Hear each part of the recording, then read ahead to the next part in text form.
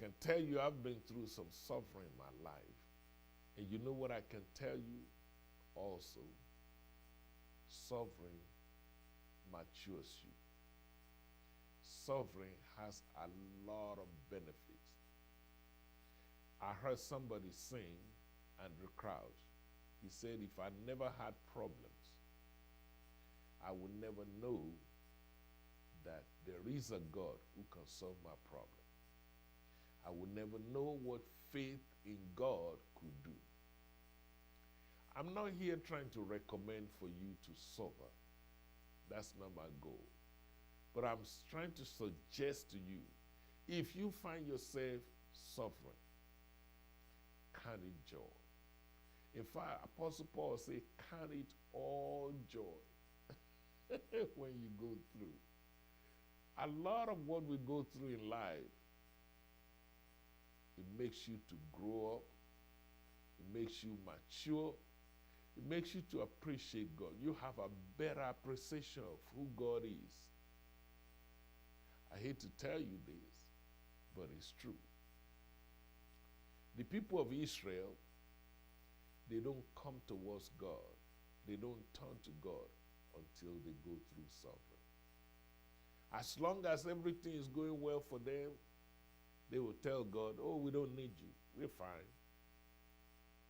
God will say, turn left. They say, oh, no, we're going right. But the moment they get in trouble, the moment they're suffering, all of a sudden they start running towards God.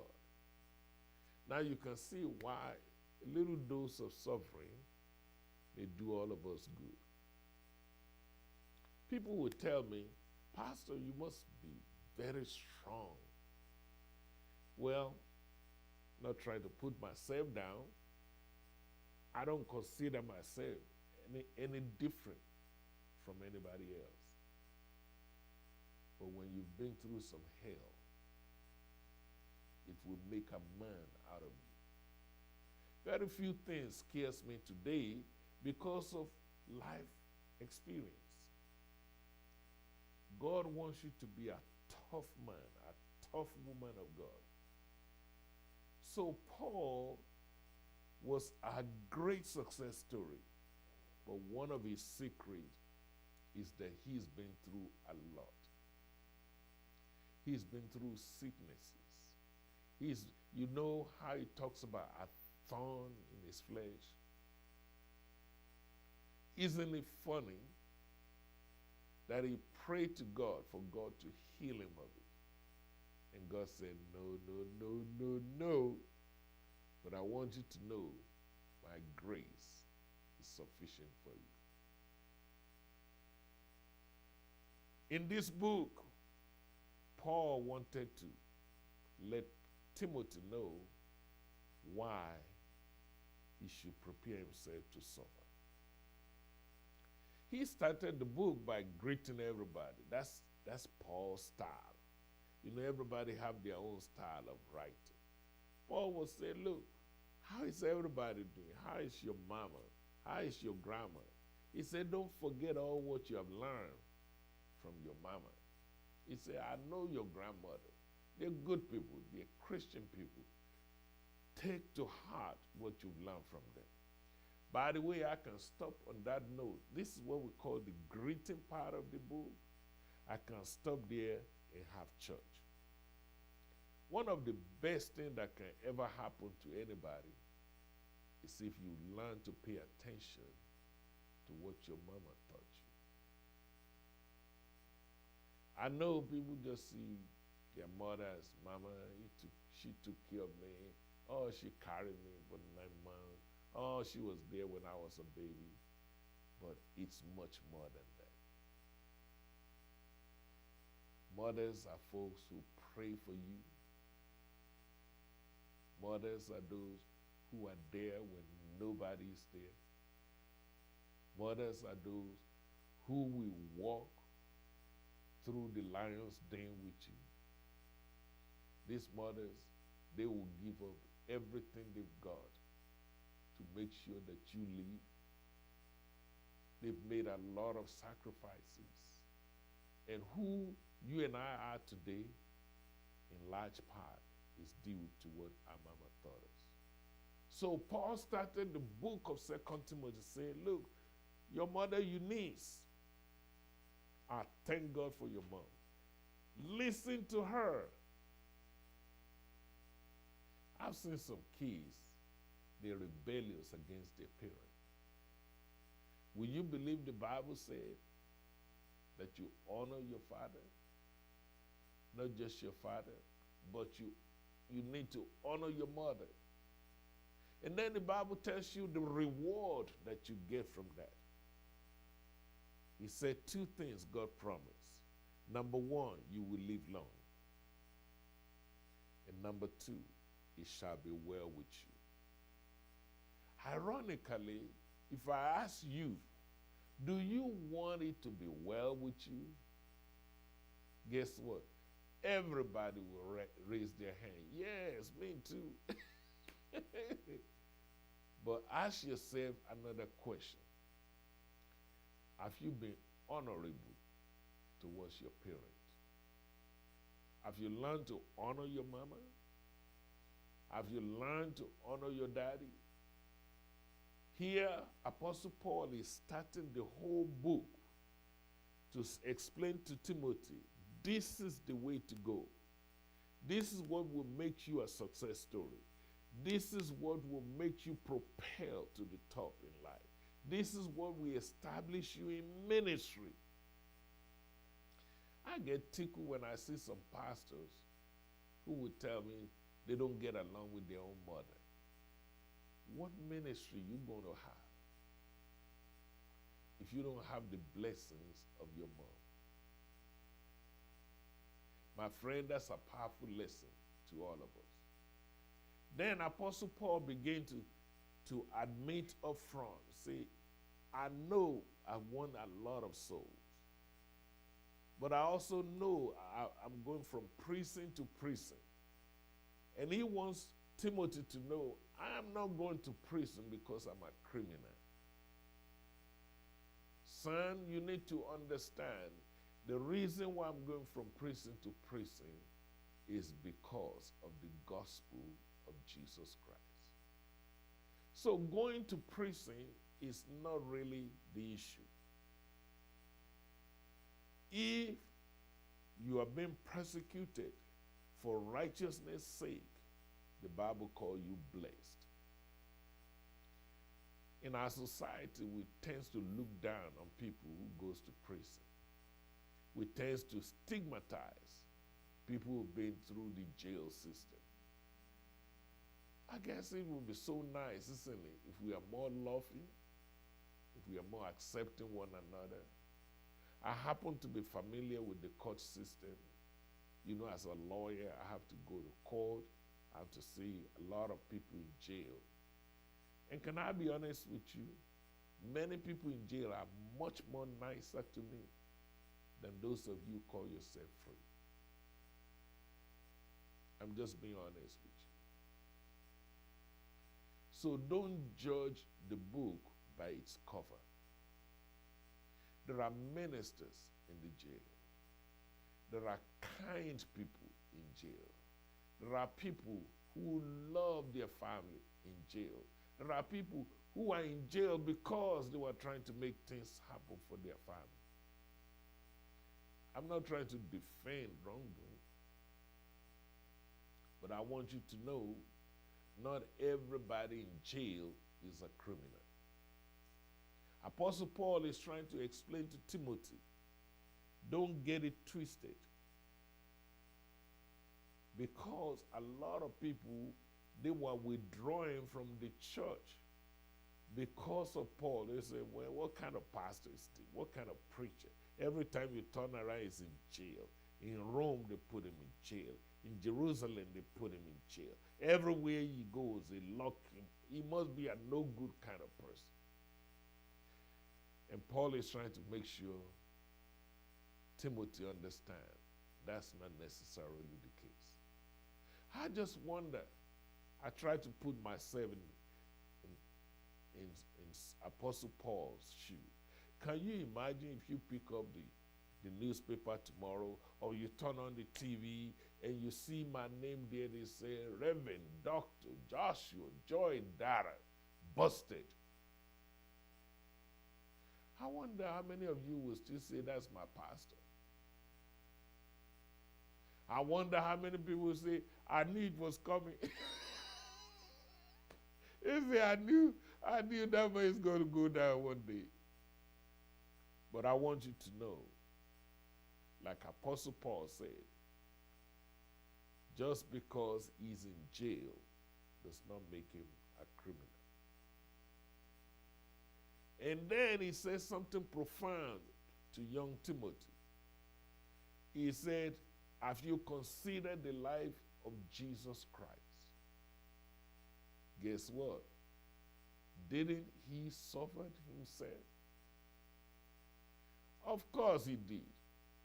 So suffering is not necessarily bad if you're suffering for righteousness' sake. So Apostle Paul said, to be honest with you, I am happy that I can suffer with Christ. He said, because I know if I suffer with him, I will also reign with him. I will tell you, many people are spoiled, rotten today because they've never been through anything. Even I get tickled when somebody will get called to the ministry, and in 2-3 weeks later, he say he's a bishop. Bishop who? Where have you been? What have you been through? What suffering for the sake of Christ? Paul said, my body bears the mark. He said, I got scars all over me. He said, I've been beaten for the sake of the gospel. Have you? Here you are, people tripping just because somebody says something ugly about you on Facebook. Now you don't want to go to church no more. Now you don't want to be a Christian no more. Now you don't want to fool with church people anymore. Really? Apostle Paul said, 3 times I was beaten. He said, one time I was stoned to death, and they stoned him and left him for dead. He was thrown over a city wall. He was shipwrecked. Are you listening to me? He said, look, I got scars in my body to prove it. Believe me when I tell you, if you truly love God, you will endure some ugly stuff. Don't let nobody fool you. Being a Christian comes with some suffering. But if we suffer with him, we also will reign with him. Can I be brutally honest with you? Can you stand the truth? See, as I'm looking at you right now, one of my eyes is gone. You see, really? Yes. Guess what happened? I was preaching my heart out, proclaiming the gospel of Jesus Christ, and then the veins in one of those eyes busted. That's how I lost that eye. So sometimes I tell people they see the glory, but they don't know the real story. If you're truly a child of God, it's going to cost you something. The enemy is always trying to look for ways to attack children of God. But hang in there. If you will learn to go through some of these things, believe me when I tell you, God's got your back. He's not the kind of God that will leave you hanging. He will not send you into the lion's den and don't show up. He will not let you go through the fiery furnace and don't show up. You can depend on him. You remember the story of Shadrach, Meshach, and the bad Negro? They said, our God is able. They know without a doubt. They were not scared of the king. They said, we will not bow because we have confidence in our God. Let me encourage you this evening. Learn to have confidence in your God. Apostle Paul is encouraging Timothy. He said, look, you're young, you're in ministry. Tough time will come. You see, hang in there. Don't give up. Don't give in. And I want to encourage somebody tonight. You may not be a preacher like me. You may not be a preacher like Paul or Timothy. But maybe you're going through some hard time right now. Sometimes rough time on your job. Sometimes hard times even in your marriage. Sometimes you're trying to raise some children and you're going through some hard time. Sometimes it may be your physical well-being, sicknesses and disease. One lady walked to me not too long ago and said, Pastor, please pray for me. I said, what happened, my sister? He said, I went to the hospital casually, and now they say there's blockage in two of my arteries, more than 90%. Now they have to rush me for open heart surgery. She said, I cannot believe it. And I pray with her. I say, my sister, one thing I can tell you, God will go with you. And if God is with you, everything will be all right. She went through that surgery. She's out now. The other day she texted me and she said, Pastor, not only am I out, I'm no longer in ICU. And she said, I'm in regular ward now. She gave me a room. See, thank you for your prayers. You know what I'm trying to tell you? God is faithful.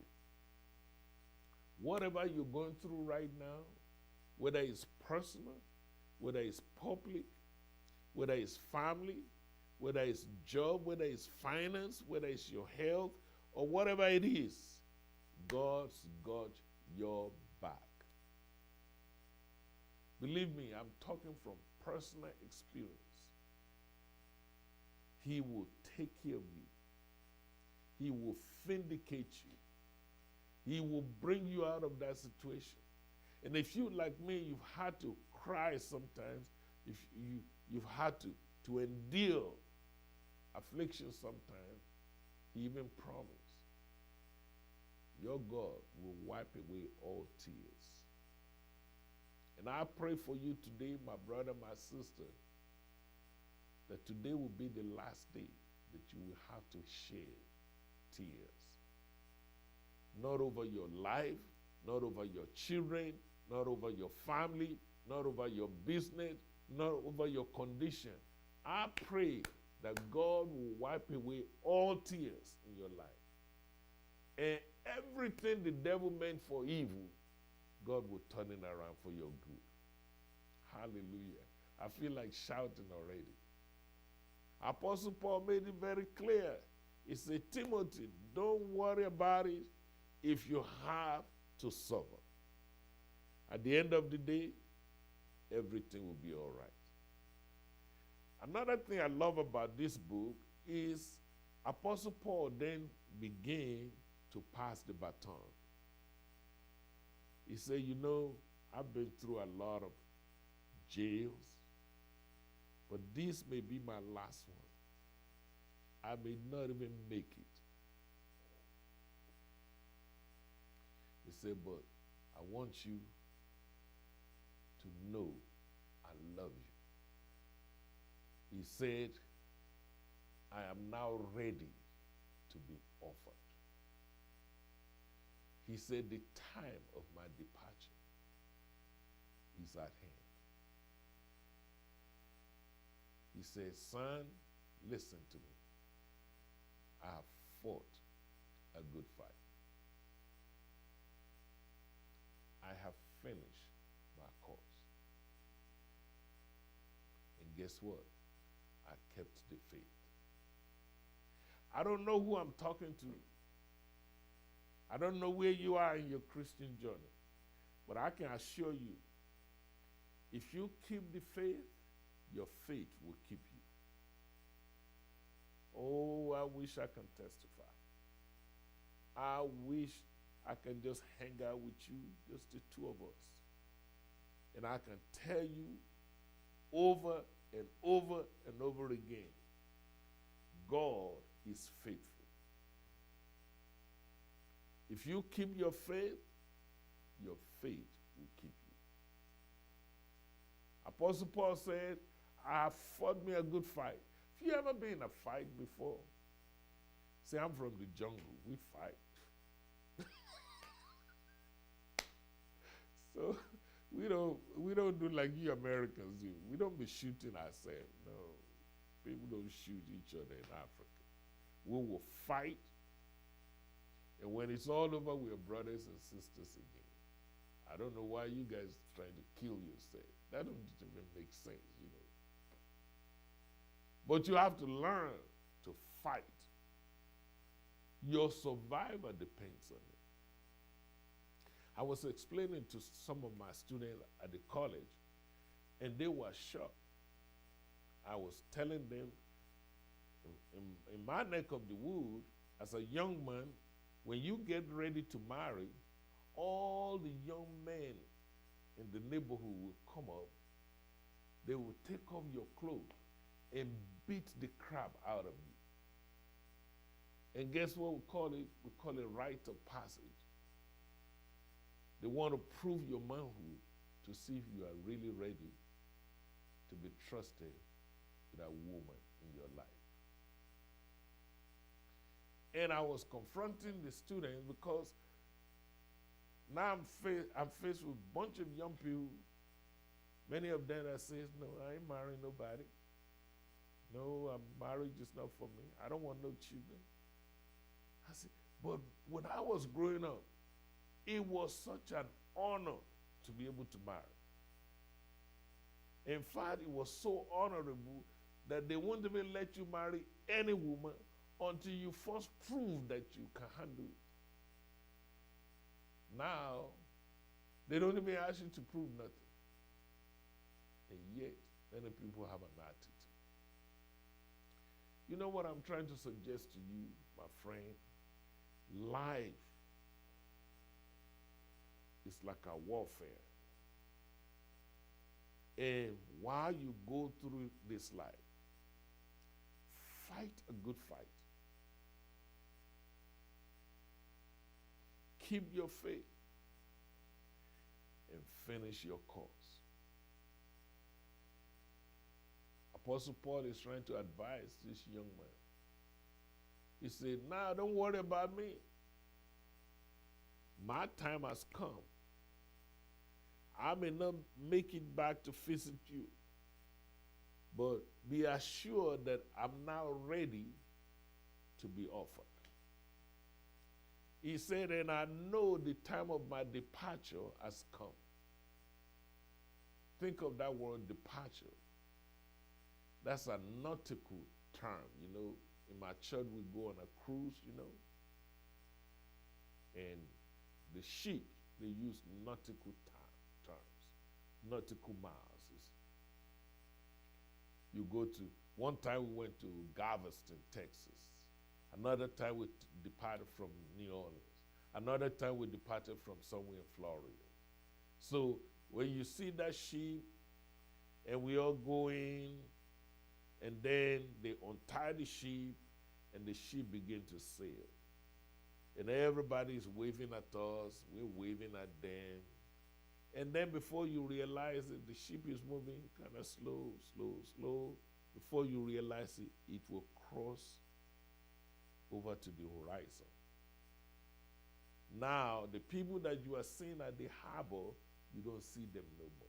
They cannot see the ship. You would think the ship disappeared. No, the ship is still sailing. And we start from one harbor, but we're heading to another harbor. The people in New Orleans, where we start, they're saying goodbye. But the people in Mexico or in Jamaica, where we're going, or in the Bahamas, when we show up, is welcome.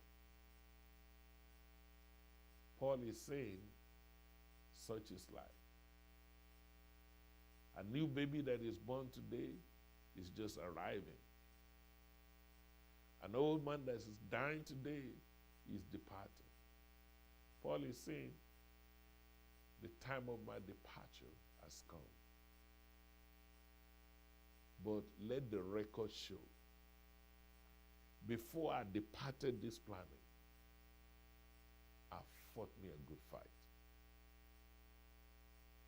Before you all put my name in memory, I finished my course. And guess what? I kept the faith. See, that word departure, ladies and gentlemen, is also a military term. If you don't believe me, talk to those who are in military. Whenever they go overseas, they set up their tents. But there comes a time when they have to pull down those tents.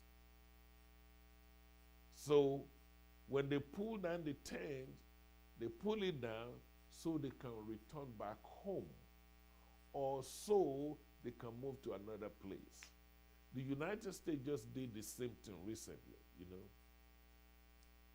And as you can see, we were in Afghanistan, and then they departed from there, and then they came back home. They shut down, pulled down their tent.